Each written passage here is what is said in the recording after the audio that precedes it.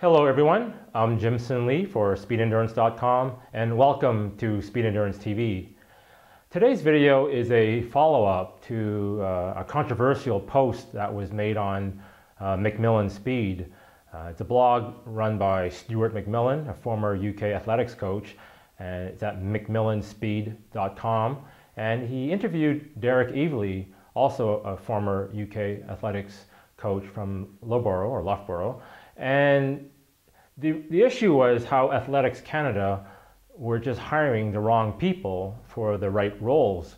So in today's video, I want to talk about my 7 core concepts on teamwork and leadership.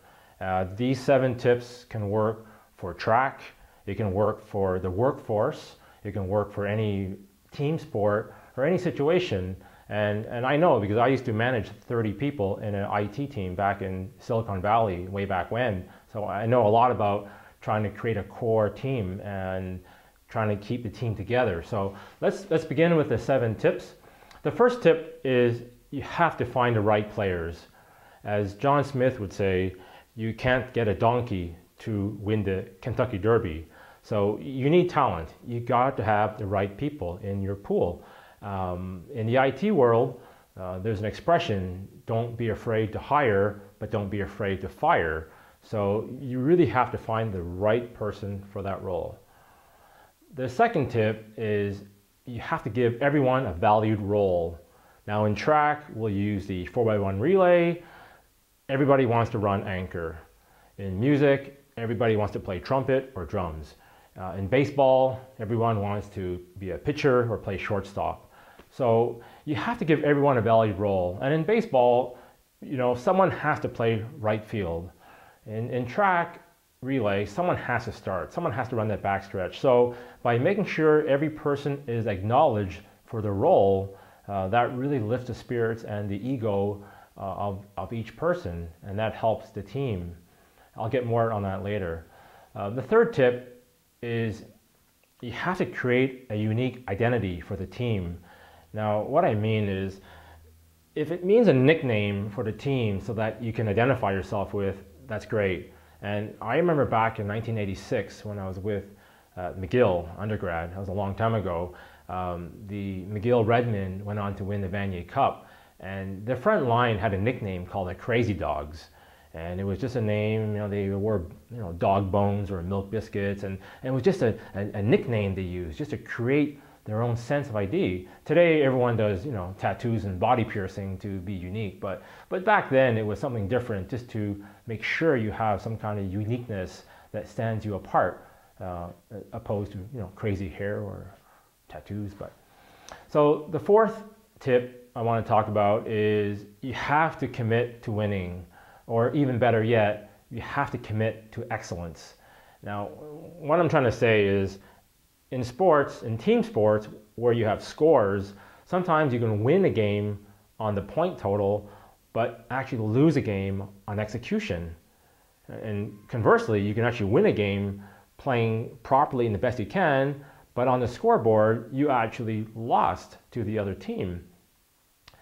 It's like school. You can have a 3.7 GPA, but you deserve a 4 out of 4. So same thing, if you just do your best, and commit to excellence. Forget about winning. Just execute and focus on excellence. If you're a janitor at a company, just make sure you're the best janitor out there. If you're a meat cutter at a delicatessen, you want to be the best meat cutter. It doesn't matter. Just be and have pride in what you do. And that is the most important tip for number 4. Going to number 5 is pretty straightforward, and that's vision. You have to give everyone a vision. And for track and field, it's the Olympics, right? 16 days every 4 years. It's the moment everyone wants.